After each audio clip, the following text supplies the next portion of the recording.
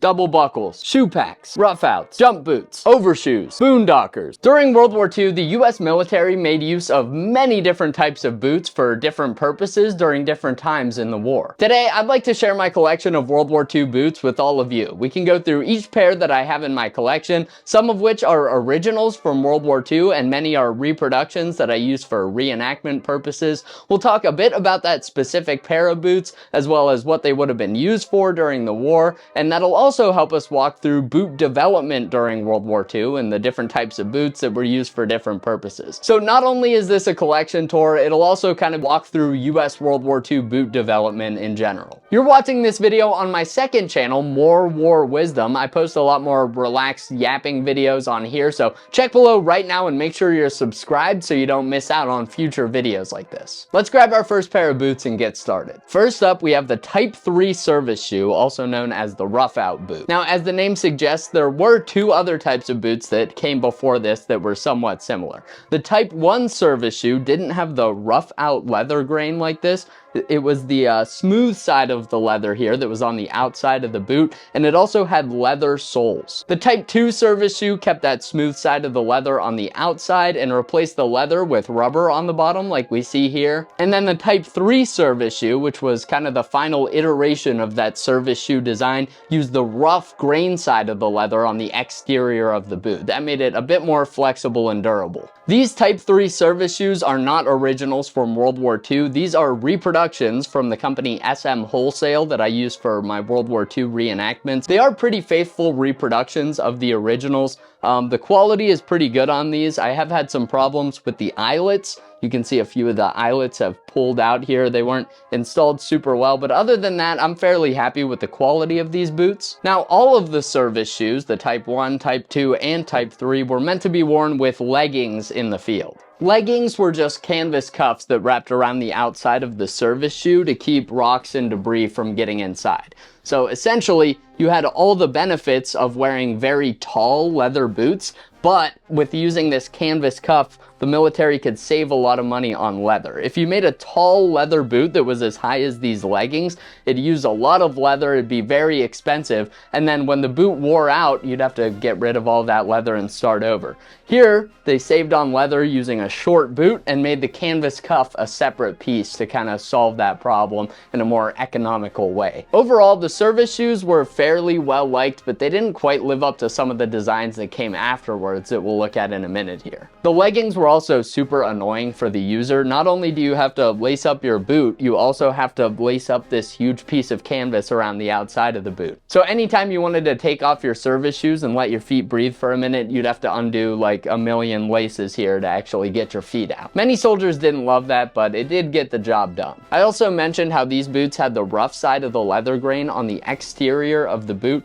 That does make them a bit more durable and flexible, like I mentioned, and that also meant that troops could apply dubbing to the boots. Dubbing was a compound that saturated and soaked into the leather grain to make the boots waterproof and also resistant to chemical weapons. The problem was some soldiers still complained that the boots weren't as waterproof as the previous Type 2 service shoes, even once they dubbed them, and I've also seen a lot of reports where soldiers claimed that putting dubbing on the boots made their feet colder. I don't personally understand why that would be, and I've never experienced that while using this type of boots, but that was a pretty common complaint. Once we dub our boots, our feet get cold. Service shoes, particularly the Type 3 rough out boot, those were the most common boots used by US troops during World War II. That's what you typically see soldiers wearing with these iconic leggings, and this is what troops wore during D-Day and many other well-known battles. While troops were wearing these boots on the front lines and taking the fight to the enemy, the quartermaster was busy behind the scenes working on a new type of boots that would be adopted partway through the war.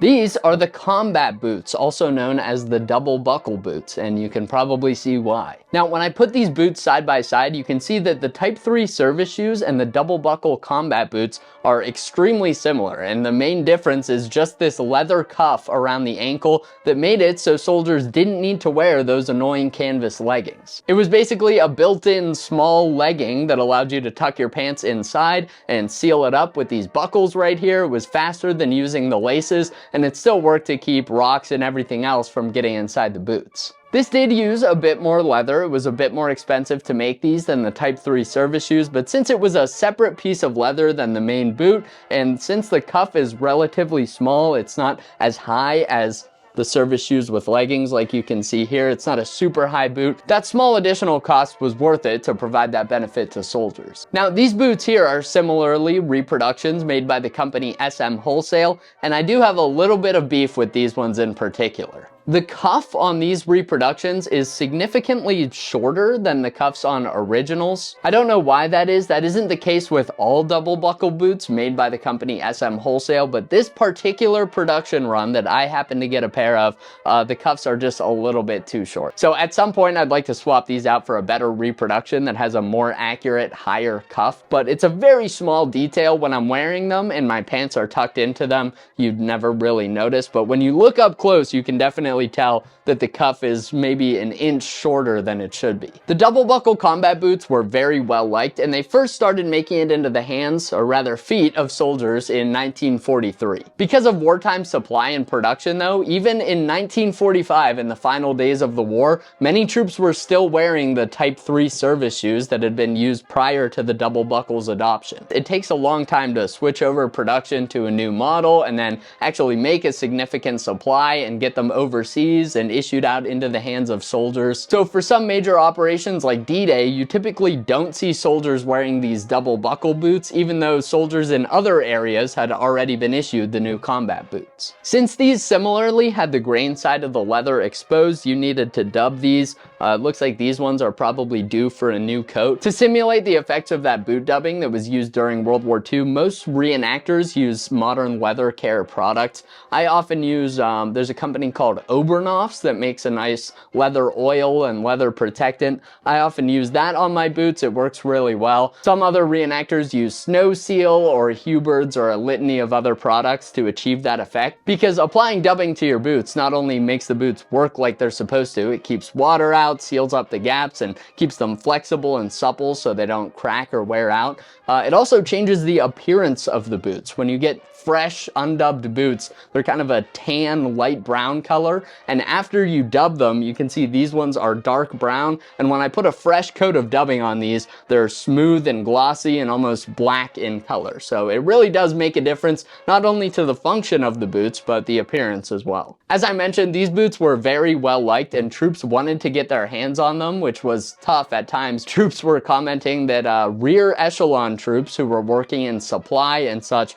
were often seen wearing the cool new items like double buckle boots, while guys on the front lines were still using older model equipment like the Type 2 service shoes. The double buckle boot still wasn't as popular as this next boot we'll look at though, that I'm sure is familiar to most of you. Jump boots. Now, the jump boot was intended specifically for paratroopers. They were adopted early in the war, and they were based on the Type 2 service shoe. And if you look at the design, they're almost identical to the Type 2 service shoe from the ankle down. They just come up higher on your calf than the service shoes do. Similar to the double buckle boots, the height of these boots made it so that you didn't need to wear leggings with these. They were high enough so that rocks and debris weren't getting inside of the boots. But that was not the reason for adopting these boots. It was actually to provide ankle support for paratroopers to protect their ankles during rough parachute landings. Now, as you can see, I have two pairs here in my collection. Both are reproductions made by different companies, and I wanted to bring both of them out to talk about them a little. As you can probably tell by looking at them, this pair is much older than these ones. The pair on my left here is well over a decade old, and these were made by the company Corcoran, which is the same company that produced jump boots during World War II.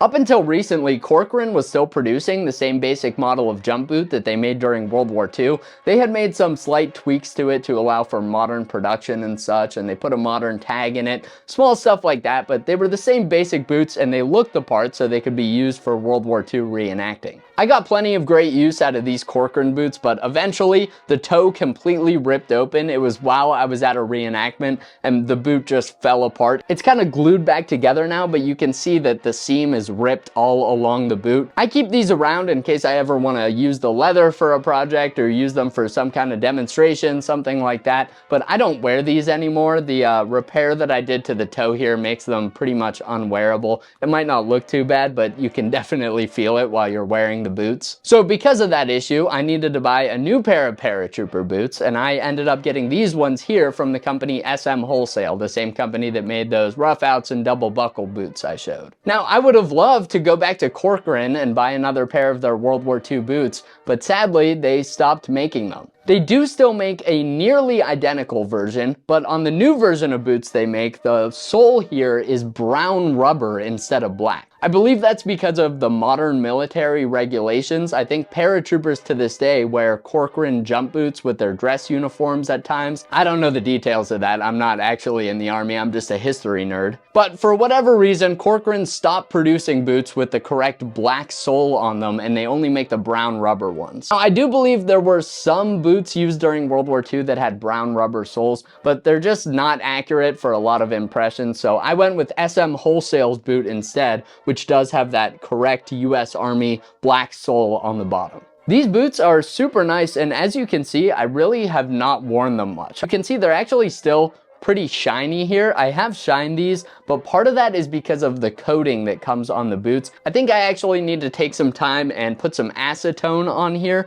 to remove that finish from the boots and then go back and polish them so they develop the correct color. And if you don't know what I'm talking about, maybe you can see the difference between these Corcoran boots and these ones from SM Wholesale. These ones have almost a plasticky coating on them, and this one is just the polished leather. Ideally, I'd want the boots to look like this, so I think it's about time I take some acetone and put a new finish on these boots. Now back to talking about the use of these boots during World War II. As I mentioned, they were designed for paratroopers, but they did end up being used by some other troops as well. That additional ankle support provided by the jump boots wasn't just useful for paratroopers landing, it was also great while you were marching around. They're very comfortable boots to wear, and they had the added perk that you didn't need to wear leggings with them. These were very desired among officers who could often purchase them through the PX stores, and they also saw use with certain other units during the war, like the Naval Beach Battalions. When those double buckle boots we previously looked at became available in sufficient quantities in 1944, they were issued to paratroopers instead of jump boots,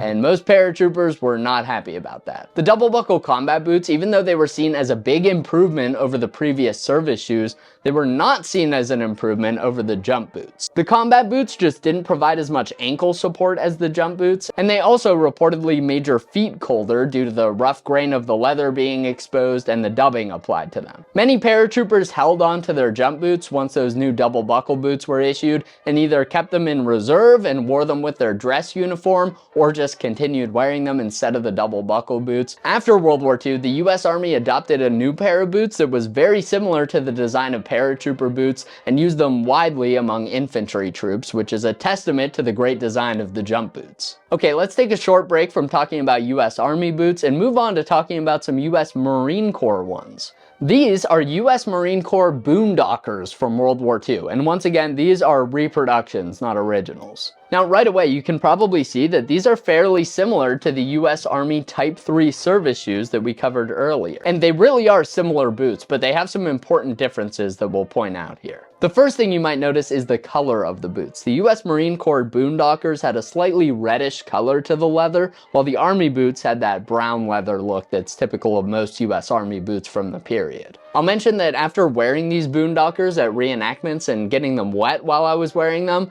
that reddish color from the boot definitely transfers onto your socks and feet, and I had orangish red colored toes for months after a reenactment event because I wore these for a few days straight walking in and out of water. The next thing you might notice is the toe of the boots. So the Type 3 service shoe has a fairly wide toe here, while the boondocker kind of narrows into a point at the end. Another small difference you'll notice here is the presence of rivets to reinforce the seam here on these Type 3 service shoes. That was not included on the Marine Corps boondocker. They just have reinforced stitching there instead. And the final major difference you might notice is the soles of the boots. As we covered earlier, the Type 1 service shoe had a leather sole, the Type 2 service shoe had a rubber sole, and the Type 3 also had a rubber sole like we see here. The Marine Corps boondockers had a rubber sole, but it was kind of unique. They used corded soles. This was a rubber sole with bits of hemp cord embedded in it to give improved traction.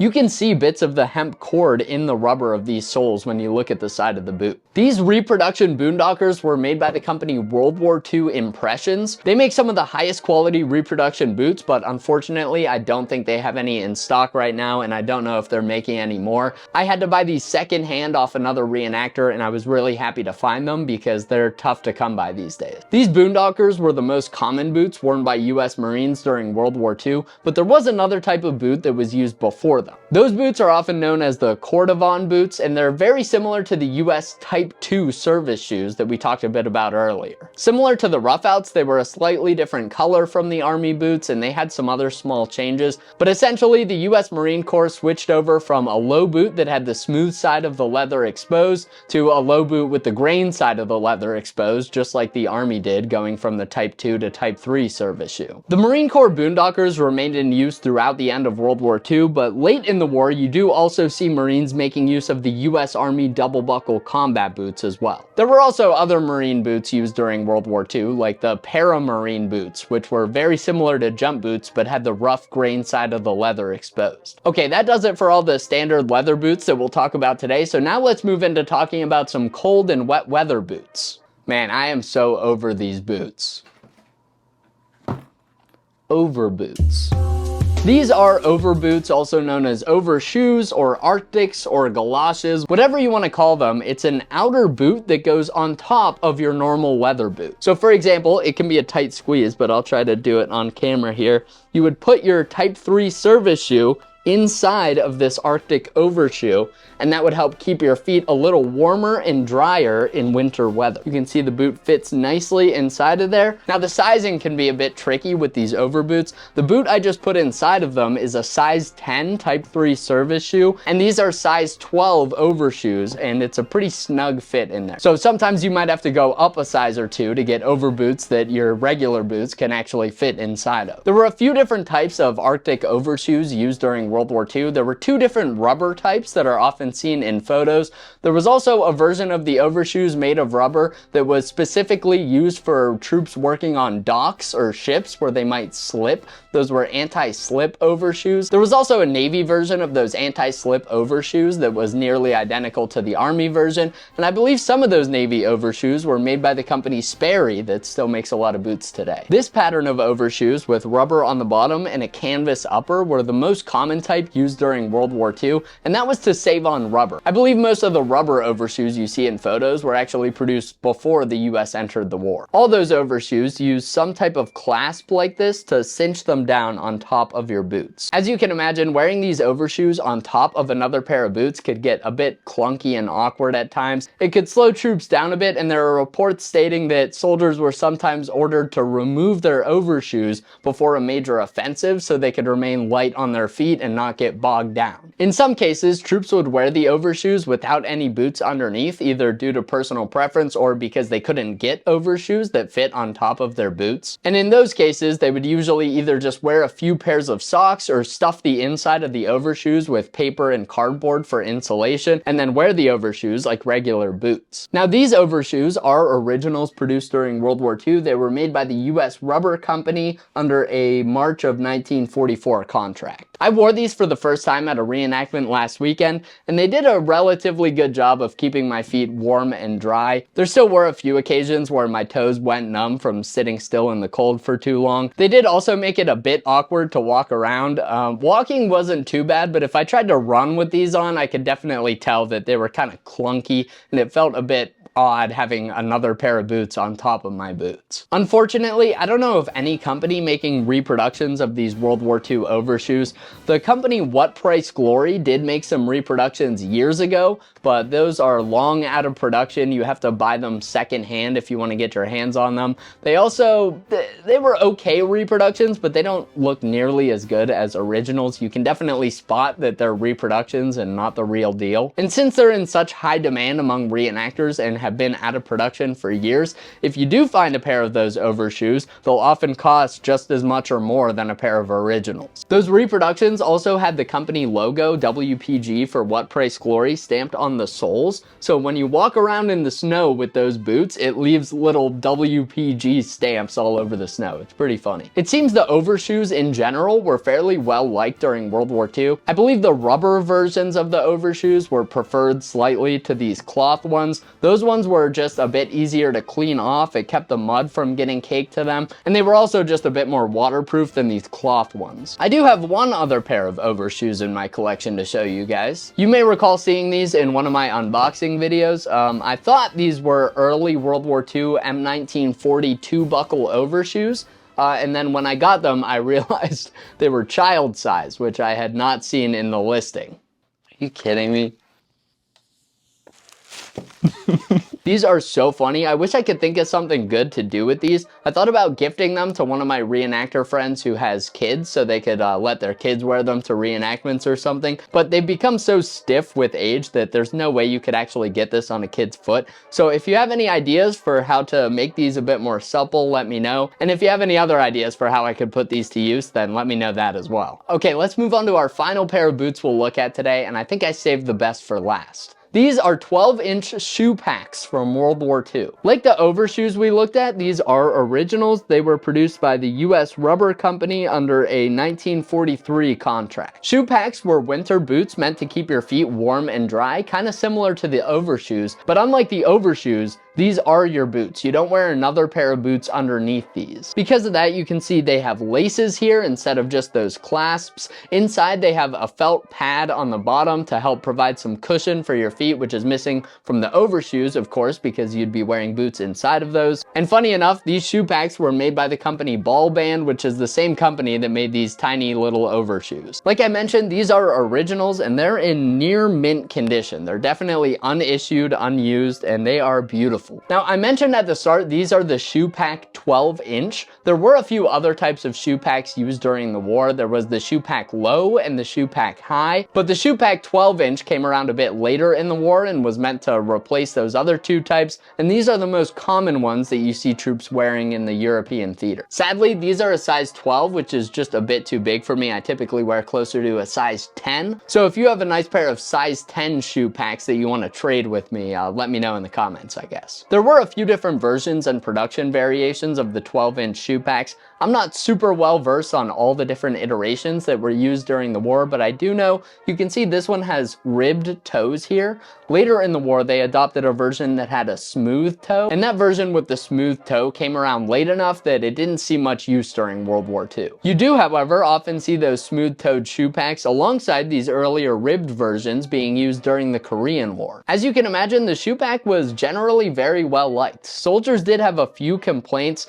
They mentioned that after marching for a while, your feet would get very sweaty inside, which is understandable with a rubber boot like this. And some troops also complained about getting blisters and such from these boots. It seems they weren't quite as comfortable to march in as a standard leather boot, but they kept your feet a lot drier and warmer, which was a huge benefit overall. Shoe packs were used throughout World War II for specialized troops, but the main time you see them used on the front lines was early in 1945. Most troops did not get shoe packs before the Battle of the Bulge in December of 1944. You do see them mixed in. Some troops were lucky enough to get them before then, but again, as is the story with most items from World War II, it took a long time to get them in the hands of troops on the front lines, so most troops who used shoe packs during World War II didn't get their hands on them until early in 1945. Sadly, similar to those overshoes we talked about, I don't believe there are any companies making reproduction shoe packs, and I don't think any company ever has, to my knowledge. I know some reenactors have made custom shoe packs by ordering similar boots and kind of reworking them to be similar,